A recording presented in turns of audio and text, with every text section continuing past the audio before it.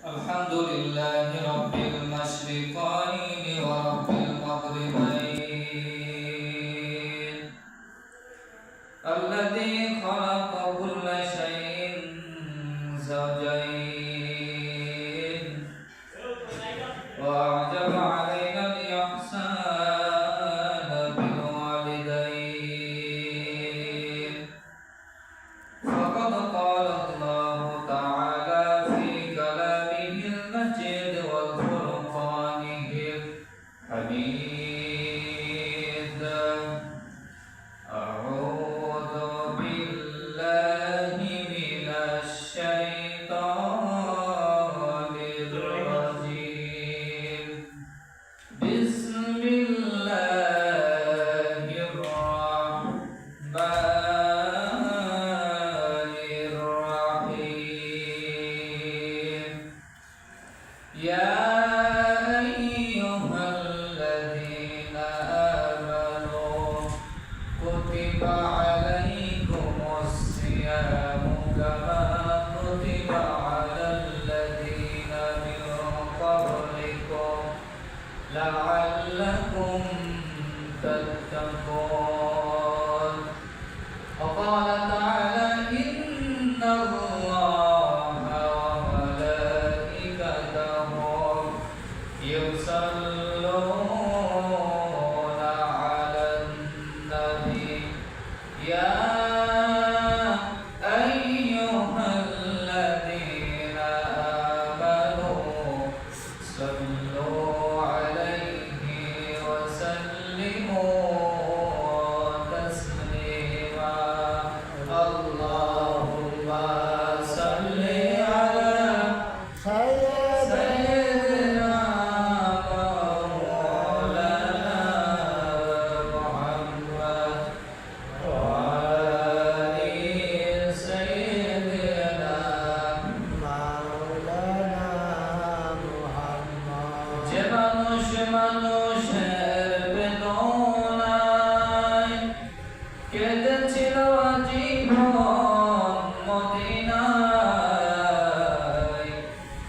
যে মানুষ মানুষের বেদনায় কেঁদেছিল আজীবন মদিনায় সেই মানুষ যদি এত সুন্দর না জানি তাহলে তুমি কত সুন্দর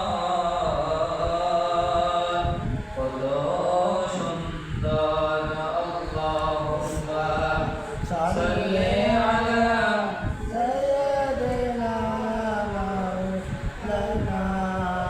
وعلى آل سيدنا আলহামদুলিল্লাহ সকল প্রশংসা সে আল্লাহ সুবহানাহু ওয়া তাআলার বলেন যে মহান রব্বুল ইজ্জতি ওয়াল জালাল আমাকে আপনাকে ঈশার নামাজের আগে পবিত্র রমজান মাসের ১৭ রমজান আল্লাহ রাব্বুল আলামিন আমাকে আপনাকে এখানে বসে থেকে কবুল করেছেন সেজন্য সকলে বলেন আলহামদুলিল্লাহ। সম্মানিত হাজিরিন, যে উদ্দেশ্যে কথাগুলো বলবো আমি পবিত্র কোরআনুল কারীম থেকে সূরা বাকারার একটি আয়াত কারিমা তেলাওয়াত করেছি। আজকে ১৭ রমজান ইসলামের ইতিহাসে প্রথম যুদ্ধ সংঘটিত হয়েছিল আজকে রমজানে। আজকে রমজান রাসূল কারীম সাল্লাল্লাহু আলাইহি ওয়াসাল্লামের সাহাবীরা রমজান রোজা ভঙ্গ করেছিল। তো আমরা এই যে ১৭ রমজান এসে পৌঁছে গেছি, এখান থেকে কিছু শিক্ষণীয় বিষয় আছে, আমি কথাগুলো তুলে ধরার চেষ্টা করবো। আল্লাহ রাব্বুল আলামিন আমাকে আপনাদের সকলকে কবুল করুন, সকলে বলেন আল্লাহুম্মা আমিন। সম্মানিত হাজিরিন, ইসলামের প্রথম যুদ্ধ হলো বদর যুদ্ধ। কোন যুদ্ধ? বদর যুদ্ধ।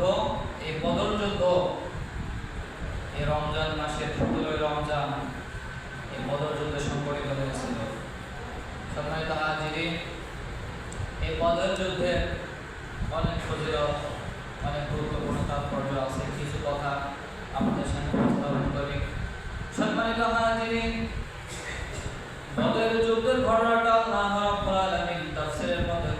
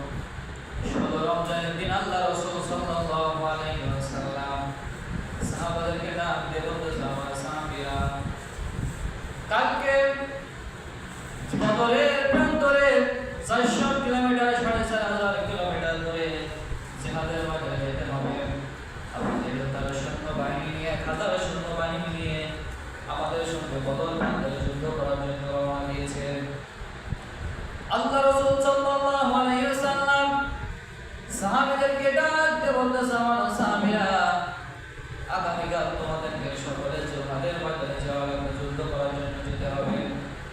আল্লাহর নবীর সাহাবীরা ডাক দিয়ে বলতেছেন, ইয়া রাসূলুল্লাহ সাল্লাল্লাহু আলাইহি ওয়াসাল্লাম, আমরা প্রস্তুত আছি, আপনার কোনো ভয় নাই, কোনো টেনশন নাই। আল্লাহর নবী আমার সাহাবীদেরকে ডাক দিয়ে বলতেছেন, আমার সাহাবীরা, তোমরা তো না খাওয়া অবস্থায় সারাদিন তোমরা রোজা থাকবে, রোজা থাকা অবস্থায় কিভাবে তোমরা জিহাদের ময়দানে কাফেরদের বেঈমানদের বিরুদ্ধে তোমরা জিহাদ করবে, তোমরা যুদ্ধ চালিয়ে যাবে। আল্লাহ রাসূল সাল্লাল্লাহু আলাইহি ওয়াসাল্লামের কথা মতো সাহাবীরা এই 17 রমজান সারাদিন আল্লাহ রাব্বুল আলামিনের জিহাদের জন্য ময়দানে চলে গেলেন। ময়দানে যাওয়ার জন্য প্রস্তুতি গ্রহণ করেছেন। এমন সময় আল্লাহ নবীর সাহাবী মাআজ এবং মুআজ রাদিয়াল্লাহু তাআলা বলেন, সুবহানাল্লাহ। মাআজ এবং মুআজ রাদিয়াল্লাহু তাআলা আল্লাহ নবীর সাহাবী, আল্লাহ নবীর দরবারে সেটা আগে বলতেছেন, ইয়া রাসূলুল্লাহ সাল্লাল্লাহু আলাইহি ওয়াসাল্লাম, আমি শুনলাম নাকি জিহাদের ময়দানে বদর প্রান্তরে যুদ্ধে যাওয়ার জন্য নাকি সৈন্যবাহিনীরা সৈন্যদল নাকি কমতি হয়ে যাচ্ছে। ইয়া রাসূলুল্লাহ সাল্লাল্লাহু আলাইহি ওয়াসাল্লাম, আপনি আমাদের দুই ভাইকে মাআজ এবং মুআজ, আপনি আমাদের দুই ভাইকে আপনার জিহাদে যাওয়ার জন্য পারমিশনটা দিয়ে দেন। আল্লাহর নবী আমার মাআজ এবং মুআজ রাদিয়াল্লাহু তাআলা ডাক দিয়ে বলতেছেন, মাআজ এবং মুআজ, তোমাদের এখনো জিহাদের বয়স হয়নি, তোমরা অনেক ছোট বয়স, তোমরা একজনের বয়স 11 বছর, একজনের বয়স 13 বছর। আল্লাহর নবীর দুজন সাহাবী মাআজ এবং মুআজ, দুজন সাহাবী আল্লাহর নবীকে ডাক দিয়ে বলতেছেন, ইয়া রাসূলুল্লাহ সাল্লাল্লাহু আলাইহি ওয়াসাল্লাম, আপনি আমাদের জিহাদে যাওয়ার জন্য পারমিশনটা দিয়ে দেন, আমরা জিহাদের ময়দানে যাওয়ার জন্য খুব আগ্রহী। আল্লাহ নবী বললেন, না না না, তোমাদের জিহাদের ময়দানে যাওয়ার কোনো প্রয়োজন নাই, তোমাদের যাওয়ার দরকার নাই। এমন সময় দুইজন সাহাবী খুব আপত্তি বিনতি করতে লাগলো, ইয়া রাসূলুল্লাহ, আপনি আমাকে পারমিশন দেন, আমাদেরকে পারমিশন দেন।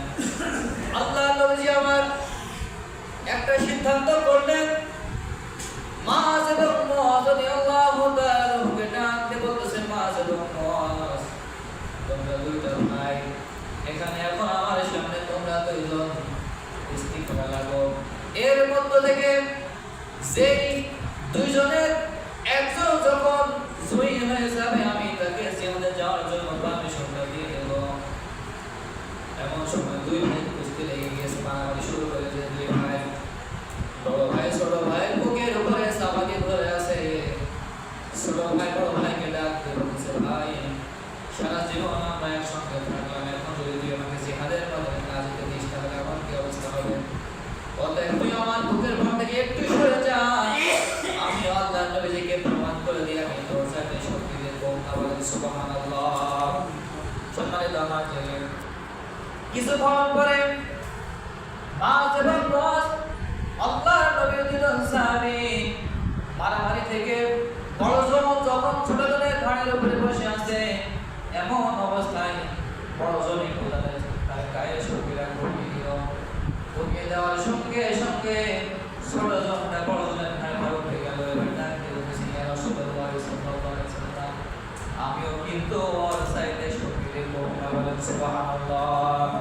আল্লাহর নবী আমার দুইজনের কাহিনী দেখে মুস্কি মুস্কি হেসে ফেললেন।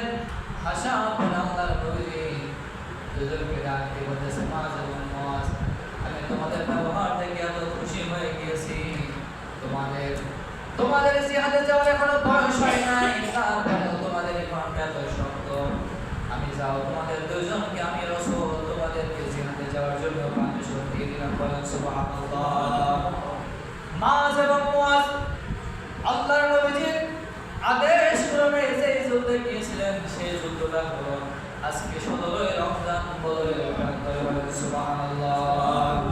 সম্মানিত হাজিরিন, জিহাদের ময়দানে বদর প্রান্তরে সকলে হাজির হয়ে গেলেন। যাওয়ার পরে কাফের বেঈমানেরা মুসলমানদেরকে আঘাত করতে লাগলো, মুসলমানরা কাফের বেঈমানদের বিরুদ্ধে আঘাত করতে লাগলো, ষড়যন্ত্র চালাতে লাগলো। দুই পক্ষে মারামারি শুরু হয়ে গেল, জিহাদ শুরু হয়ে গেল। এমন অবস্থা আল্লাহর নবী দুজন সাহাবী মাঝ এবং মুআজ, ছোট্ট ছোট্ট দুজন সাহাবী, একজনের বয়স হলো 11 বছর, একজনের বয়স হলো 13 বছর। আল্লাহর নবী দুজন সাহাবী ওই ময়দানে গিয়ে, জিহাদের ময়দানে গিয়ে এক পাশে দাঁড়িয়ে আছে। দাঁড়িয়ে থাকার পরে কিছুক্ষণ পরে আল্লাহর নবীর কিছু সৈন্যবাহিনীকে ডাক দিয়ে বলতেছে, আমার ভাইরা, এই এত হাজার হাজার জনগণের মধ্যে আবু জেহেল কোনটা আমাকে খুঁজে দিয়ে দেবে? এই কথা বলার পরে একটা সৈন্যরা আগে বলতেছে, ছোট্ট ছোট্ট বাচ্চারা, ওই যে দেখতে পারছো চারিপাশে যে ব্যক্তিটা চারি করে সৈন্য প্রকটল দিয়ে, সৈন্য বাহিনী দিয়েছে, এই ব্যক্তিটা চারিপাশে ঘুরে বেড়াচ্ছে। যে ব্যক্তিটা ওই যে ঘোড়ার উপরে বসে আছে, ওই আবু জেহেল বলার সঙ্গে সঙ্গে আল্লাহর নবীর দুজন সাহাবী মাঝ এবং মুআজ, আল্লাহর নবীর দুজন সাহাবী মাঝ এবং মুআজ দৌড়ে চলে গেলেন। যাওয়ার পরে আবু জেহেলের ঘোড়ার পাশে দাঁড়িয়ে থাকার পরে এক পর্যায়ে দুই ভাই মাঝ এবং মুআজ আল্লাহর নবীর হুকুম মতো, আল্লাহর নবীর পারমিশন মতো সোজা গিয়ে আবু জেহেলের দুই ভাই দুজন কোপ দিয়েছে, বলেন সুবহানাল্লাহ। আবু জেহেল ওই দুই বাচ্চার ওই যে তরবারির আঘাত সহ্য করার পরে আবু জেহেল মাটিতে পড়ে গেল। মাটিতে পড়ে যাওয়ার পরে আবু জেহেল আর জীবনে কোনোদিন সোজা হয়ে দাঁড়াতে পারে না, বলেন আল্লাহু আকবার। ছোট মরিচের কিন্তু ঝাল বেশি। ছোট্ট ছোট্ট দুইটা বাচ্চা, ছোট্ট ছোট্ট দুইটা বাচ্চার হাতে আবু জেহেলের মৃত্যু হয়েছে। নমরুদের মৃত্যু হয়েছিল ল্যাংড়া মশার কারণে, কি বলে ঠিক কিনা? ফেরাউনের মৃত্যু হয়েছিল নীল নদে হাঁটু সমান পানিতে ফেরাউনকে চুবিয়ে মেরেছিলেন। এজন্য এই যে 17 রমজান আল্লাহর নবী দুজন সাহাবী মাঝ এবং মুআজ দুজন সাহাবী আল্লাহর নবীর কথা মতো টার্গেট একদম সোজা গিয়ে আবু জেহেলের দুই ভাই দুজন কোপ দেওয়ার পরে আবু জেহেল সোজা হয়ে দাঁড়াতে পারে নাই। এমন অবস্থায় আবু জেহেল দুনিয়া থেকে বিদায় নিয়ে নিল। কাফের বেঈমানেরা মুআজ রাদিয়াল্লাহু তাআলা আনহুকে, মুআজ এবং মুআজ দুইজন সাহাবীকে প্রথম মুআজ রাদিয়াল্লাহু তাআলা আনহুকে কাফের বেঈমানেরা ঘেরাও করে ফেলল। ঘেরাও করার পরে ছোট্ট সাহাবী 13 বছর বয়স, কত বছর? 13 বছর বয়সের একজন সাহাবী। সম্মানিত হাজিরিন, আজকে আমার যুবক ভাইরা 13 বছর বয়সে ট্রান্সফার ইন্টারনেট নিয়ে বিভিন্ন জায়গায় অনুমান হয়ে যায়। আজকে ডিজিটাল পার্টিতে সময়টা নষ্ট করে ফেলে। সম্মানিত হাজিরিন, এমন অবস্থায় দেখেন তারাবির নামাজ শুরু হয়ে গিয়েছে। এমন অবস্থায় এখন যুবক ছেলেমেয়েরা আছে এই মোড়ে বলেন, চায়ের মোড়ে বলেন, তাদের আড্ডায় এমন হাজার হাজার যুবক কিন্তু আছে, কথা বলেন ঠিক কিনা? কিন্তু আল্লাহর নবীর সাহাবী মুআজ রাদিয়াল্লাহু তাআলা আনহু 13 বছর বয়সে আল্লাহর নবীর হুকুম মতো জিহাদের ময়দানে চলে গেলেন। জিহাদের ময়দানে যাওয়ার পরে আল্লাহর নবীর সাহাবী মুআজ রাদিয়াল্লাহু তাআলা আনহুকে কাফের বেঈমানরা চারিকোণ থেকে আঘাত করতে লাগলো। একজন কাফের মুআজ রাদিয়াল্লাহু তাআলা আনহু ডাক হাতে পক্ষে তার হাত কেটে ফেলল। মুআজ রাদিয়াল্লাহু তাআলা আনহু বাম হাত দিয়ে যুদ্ধ চালিয়ে যাচ্ছেন, আর একজন কাফের এসে মুআজ রাদিয়াল্লাহু তাআলা আনহুর ডান হাতে বাম হাতে কোপ দিল, দুইটা হাত কেটে পড়ে গেল। আর একজন কাফের এসে মুআজ রাদিয়াল্লাহু তাআলা আনহুর কল্লাটা আলাদা করে ফেলল। আলাদা করে ফেলার ফলে সম্মানিত হাজিরিন, এই যে দুইটা বাচ্চা আজকে 17 রমজান আল্লাহর নবীর দুজন সাহাবী 313 জন নিয়ে বদরের মাঠে যুদ্ধ করেছিলেন। এখান থেকে বোঝা যায় এই যে 17 রমজান শুধুমাত্র নামাজ পড়ার জন্য বলেন, শুধুমাত্র রোজা রাখার জন্য বলেন, এরপর ইফতারি করার জন্য বলেন, সেহরি খাওয়া বলেন, এই রমজান কিন্তু ইফতারি খাওয়ার জন্য আসে নাই। এই রমজান এসেছে রক্তের বিনিময়ে ইসলামকে প্রতিষ্ঠিত করার জন্য। এই 17 রমজান কিন্তু বদর যুদ্ধ হয়েছিল, বলেন সুবহানাল্লাহ।